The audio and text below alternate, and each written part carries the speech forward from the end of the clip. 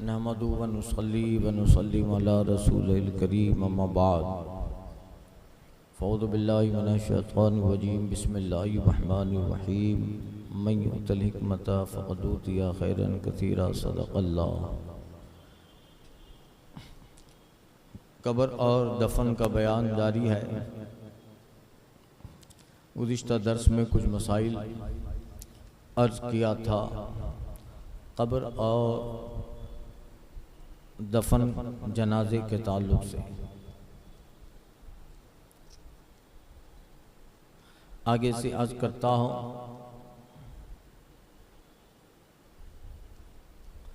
मसला, एक कब्र में एक से ज़्यादा बिला ज़रूरत दफन करना नाजायज़ है और ज़रूरत हो तो कर सकते हैं, मगर दो मैयतों के दरमियान मिट्टी वगैरह से आड़ कर दें और कौन आगे हो कौन पीछे हो ये मज़कूर हुआ।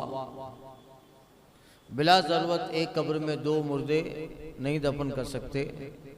हाँ, अगर ज़रूरत हो, दूसरी जगह नहीं है, सिचुएशन कुछ ऐसी है, एक कब्र में दो दफन करे मगर दोनों के दरमियान मिट्टी या कच्ची ईंट से डिवाइडर रखें और कौन आगे रहे ये जिक्र हुआ। यानी जो उन दोनों में अफजल हो, इल्म में, अमल में, परहेजगारी में और सब में बराबर हो, तो उम्र में जो अफजल हो वो आगे रहे। मसला, जिस शहर या गांव वगैरह में इंतकाल हुआ तो वहीं के कब्रिस्तान में दफन करना मुस्तहब है, अगर जब वहां रहता ना हो। बल्कि जिस घर में इंतकाल हुआ उस घर वालों की कब्रिस्तान में दफन करें, जहां उस घर वाले जिस कब्रिस्तान में दफन है।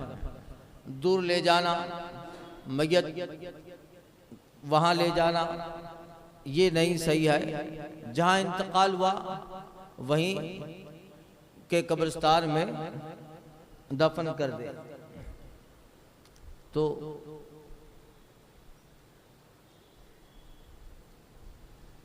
फिर बहुत दूर ले जाते हैं। कल ही मैं सुबह बयान करके लौटा, सुबह 11 बजे आया तो एक जगह शहर में ही एक साहब इंतकाल कर गए थे सोसाइटी में।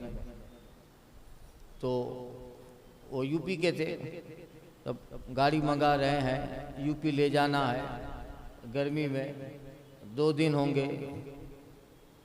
कितना तकल्लुफ़ का, वहाँ 2-4 बेटियां हैं, वो ये कह रही हैं कि इधर दफन करो। अब यहाँ से 2-4 लोग जा रहे हैं उसके साथ, तो वो 2-4 लोग ही इधर आ जाए भाई,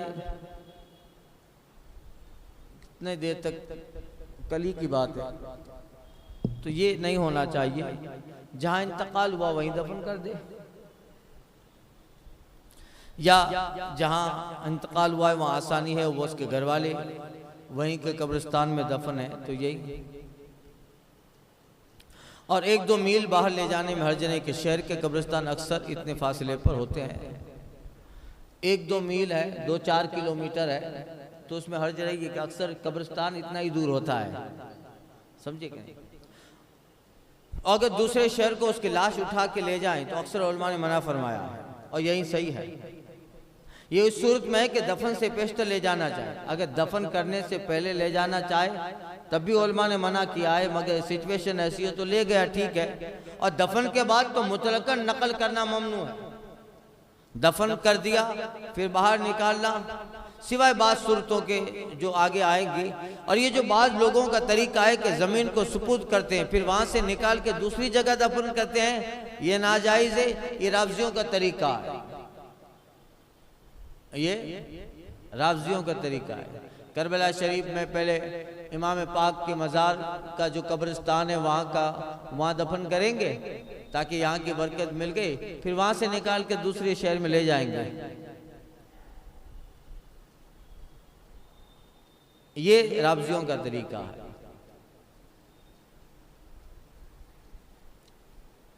मसला,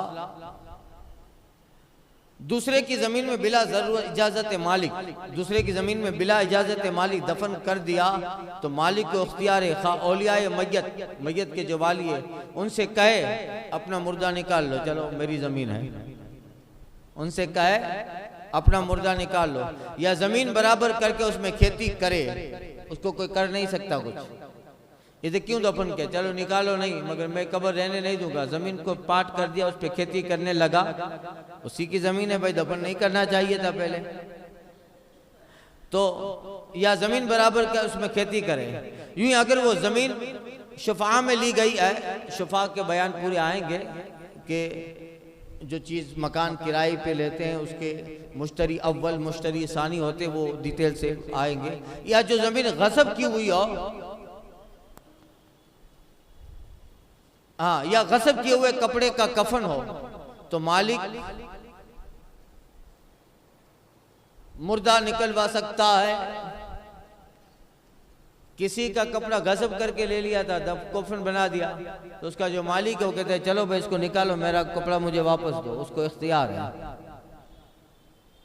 इससे पता चला कि किसी की चीज की कितनी अहमियत है, किसी की चीज की कितनी अहमियत है कि अगर कोई इंतकाल कर जाए और किसी ने बिला इजाजत मालिक कपड़ा उसको कफन बना के उसको दफन कर दिया, तो ये मालिक कह सकता है कि चलो मेरा कपड़ा वापस दो, निकालो इसको। तो जब दफन करने के बाद ये कर सकता है, तो फिर सोचिए कि जिंदा अगर किसी जिंदे की चीज ले लेता है बगैर इजाजत के, तो उसका कितना वबाल हो। मसला वक्फी कब्रिस्तान में जो वक्फ किए जाते हैं, वक्फी कब्रिस्तान में किसी ने कब्र तैयार कराई, उसमें दूसरे लोग अपना मुर्दा दफन करना चाहते हैं और कब्रिस्तान में जगह भी है, तो मकरू है। और अगर दफन कर दिया तो कब्र खोदने वाला मुर्दा को नहीं निकलवा सकता, और जो खर्च हुआ है उसका अपना वो उजरत ले ले।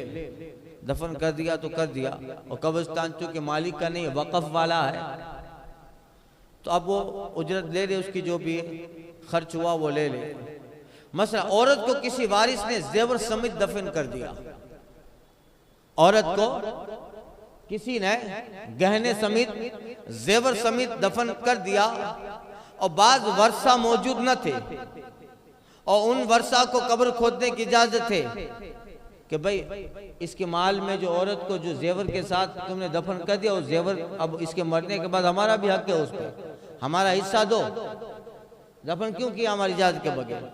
तो कब्र खोदने की इजाजत है। किसी का कुछ माल अगर कब्र में गिर गया, मिट्टी देने के बाद याद आया, तो कब्र खोद कर निकाल सकते हैं, अगरचे वो एक ही दिरहम हो, अगरचे एक ही दिरहम हो। कब्र में तो उस दिरहम की कोई जरूरत है नहीं, वहां दुकान नहीं है, कफन में जेब नहीं है। मसला अपने लिए कफर तैयार करके रखे तो हर्ज नहीं, और कब्र खोदना बेमाना है, क्या मालूम कहां मरेगा। अपने लिए कफन तैयार कर सकता है कि भाई मेरा कफन है, जाते हैं उम्रा करने हज करने जाते हैं, एहराम का कपड़ा होता है, कफन बना देते हैं, ये चले। मगर पहले से अपने लिए कब्र खोद के रखे, ये मना है। पता नहीं कब्र मिले ना मिले, कहां मरे कहां मरे, तो ये बेमाना है, माल जाए होगा ना भाई। मसला कब्र पर बैठना, सोना, चलना, पाखाना, पेशाब करना हराम है। कब्रिस्तान में जो नया रास्ता निकाला गया उससे गुजरना भी नाजायज है। कभी कभी कब्रिस्तान से नहीं रास्ता निकाला जाता है, बुलडोजर फिरा देते हैं बीच में रास्ता, वहां चलना नाजायज। खा नया हो, नया होना उसे मालूम हो या उसका गुमान हो। अगर उसको गुमाने कहा इधर के पहले कभी कब्रिस्तान था, तभी वहां से ना गुजरे, भले इधर रास्ता बना दिया गया, मगर यहाँ कब्रें तो है, रास्ता भी बनाया मगर कब्रें तो है। ऐसी बहुत सारी जगह हैं हिंदुस्तान में। मसला अपने किसी रिश्तेदार की कब्र तक जाना चाहता है, मगर कब्रों में गुजरना पड़ेगा।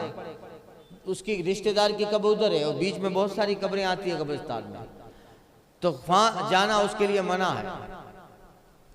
बीच में कितनी कब्रिस्तानों को फलांग के कब्र पे पैर रखने के जाना पड़ेगा, तो उधर जाना, उसके रिश्तेदार की कब्र पे जाना मना है। दूरी से फातिहा पढ़ ले, दूरी से, ये जरूरी तो है नहीं कि आप सामने कब्र पे फातिहा पढ़े, कब्रिस्तान के किनारे पर भी फातिहा पढ़ ले। कब्रिस्तान में जो जूतियां पहनकर जाए कब्रिस्तान में जूतियां पहनकर न जाए। एक शख्स को आका करीम सल्लल्लाहु अलैहि वसल्लम ने जूते पहने देखा, फरमाया जूते उतार दे, न कब्र वाले को तू ईजा दे न वो तुझे। ये कब्र वालों को इससे तकलीफ होती है। जूता कब्रिस्तान के बाहर उतार देना चाहिए। अब इसमें दो सूरतें हैं। अब कब्रिस्तान ऐसे होते हैं कि कांटे हैं, कंकर हैं, तो उम्र वाले आदमी के लिए चलना मुश्किल है। इसके लिए उस कब्रिस्तान के जो वक्फ के जिम्मेदार हैं या जो उस पे निगरां हैं वो कब्रिस्तान को साफ रखे ताकि आदमी बगैर जूते के भी आराम से कब्रों तक जाने पाए। कांटे वगैरह का दर्द जो है, अंदेशा, पत्थर वगैरह नोकीले रगने का खौफ ना हो, यह है साफ रखा जाए ताकि बंदा जूता उतार के कब्रिस्तान में जाए। यही सुन्नत है, यही सुन्नत, जूता पहन के चलते रहते हैं। मसला, कब्र पर कुरान पढ़ने के लिए हाफिज कुरान मुकर्रर करना जायज़ है, यानी जब पढ़ने वाले को उजरत पे ना पढ़े कि उजरत पे कुरान मजीद पढ़ना और पढ़वाना नाजायज़ है। हाफिज साहब को कह दिया कि जाओ 3000 रुपये देंगे, कब्र पे पढ़ लीजिएगा रोजाना, ये नाजायज़ है। हाँ, अगर जो है उजरत से पढ़वाना चाहता है तो अपने काम काज के लिए नौकर रखे, फिर ये काम करवाए। उसी हाफिज साहब को अपने किसी काम के लिए रख ले कि भाई इतना तुझे दूंगा, मेरे 2-3 काम करने हैं, 2-3 काम में ये भी काम कर देना, समझे? ये जायज है, मगर सिर्फ कुरान पढ़वाना पैसे देकर ये ना जायज है। ये और किसी काम के लिए रख दे तो वो काम भी होता रहे, उससे ये भी काम भी करवाए। मसला, शजरा अहदनामा कब्र में रखना जायज है। वो बेहतर है कि मैयत के मुंह के सामने किबला की जानिब ताक खोल कर उसमें रख दें, बल्कि दुर्र मुख्तार में कफन पर अहदनामा लिखने को जायज कहा है और फरमाया कि इससे मगफिरत की उम्मीद है। और मैयत के सीने और पेशानी पर बिस्मिल्लाह शरीफ लिखना भी जायज है। एक शख्स ने उसकी वसीयत की थी, इंतकाल के बाद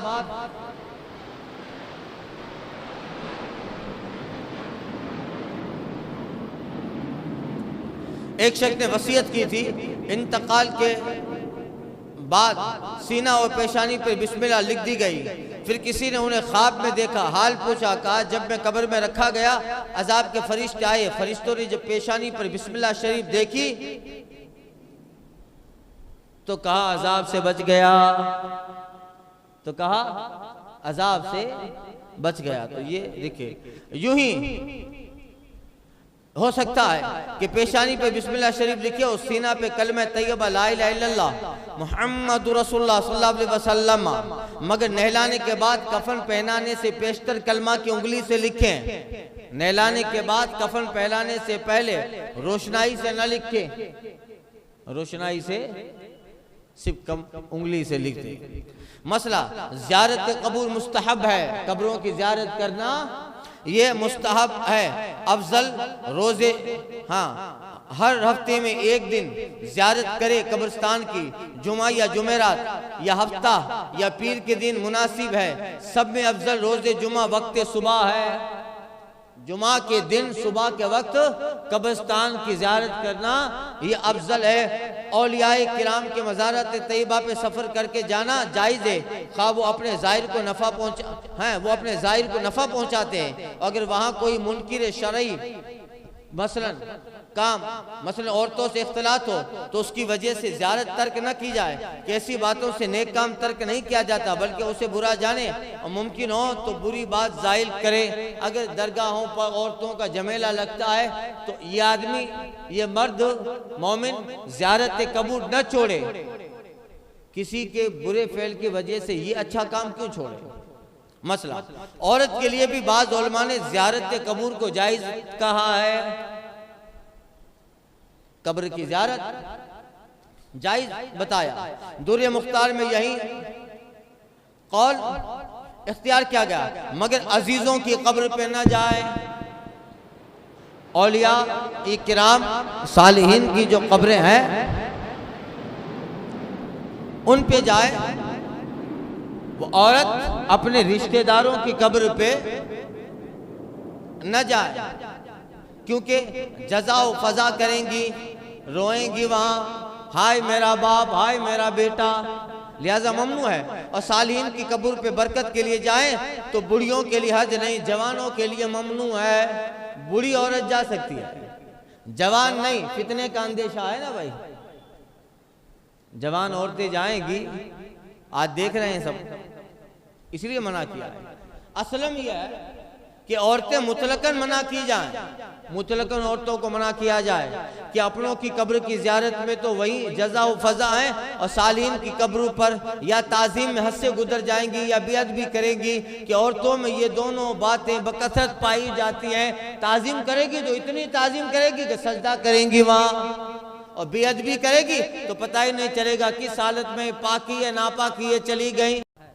ज़ियारत कबूर का तरीका यह है, आखिरी मसला आज सुन लो, ज़ियारत कबूर का तरीका यह कि पाए तानी की जानिब से जाकर मैयत के मुंह के सामने खड़ा हो, सिरहाने से ना आगे आए, कि मैयत के लिए बाइस से तकलीफ है, यानी मैयत को गर्दन फेर कर देखना पड़ता है कि कौन आया, ऐसे देखता है, इधर से ना आए, पाए ताने की तब से आए, और ये कहे अस्सलामु अलैकुम अहला दारी कौमिन मोमिनीन इन अंतुम लना सलफ व इन्ना इंशाअल्लाह बिकुम लाहिकून नसअलुल्लाह लना व लकुमुल अफ़्व वल आफिया रहिमल्लाह अल मुस्तक़दिमीन मिन्ना वल मुस्तअखिरीन अल्लाहुम्मा रब्बिल अरवाहिल फ़ानिया वल अज्सादिल बालिया वल इज़ामिन नखिरा अदखिल हादिहिल कबूरा मिन का रूहम व रिहानम व मिन्ना तहियतन व सलामा।